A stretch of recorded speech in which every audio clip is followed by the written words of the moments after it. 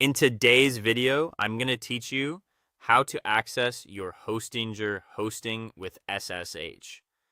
Secure Shell, or SSH, lets you control your hosting from a command line, which is fast, reliable, and perfect for tasks like managing files, deploying code, or running maintenance scripts.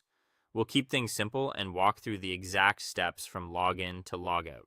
Start by signing into your Hostinger account and opening the specific hosting plan you want to manage. Inside the control panel for that plan, make sure SSH access is enabled. You'll typically find this in the section labeled SSH Access or Advanced Settings. If there's a toggle or enable button, turn it on so the server accepts SSH connections for your account.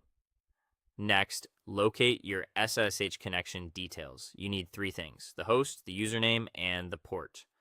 Hostinger displays these in the SSH access page. Copy them so you can paste them into your terminal. These values are unique to your hosting plan, and using the correct port is essential for a successful connection. Now open a terminal. On Mac OS or Linux, use the built-in terminal app. On Windows, you can use PowerShell or download and open PuTTY if you prefer a graphical client. If you use PuTTY, enter the host name and port, select SSH, and get the session ready. To connect from a terminal, type the SSH command followed by your username and host, and include the port. It looks like this: your username at your host, P your port. Replace the placeholders with the exact details from Hostinger, then press enter to start the connection. When prompted, enter your account password. For security, the cursor won't move and characters won't appear as you type. That's normal. Type carefully and press enter. The first time you connect, you may be asked to confirm the server's fingerprint. Approve it to continue. After you log in, you'll see a command prompt on the Hostinger server. From here, you can manage your files and website.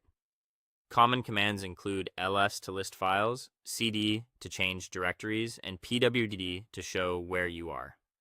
Your website files are often in a folder like public HTML. Edit files with a console editor, upload via deployment scripts, or run maintenance commands as needed. Work carefully, especially with commands that modify or delete files. When you're finished, log out cleanly by typing exit and pressing enter. That closes the SSH session and returns you to your local machine.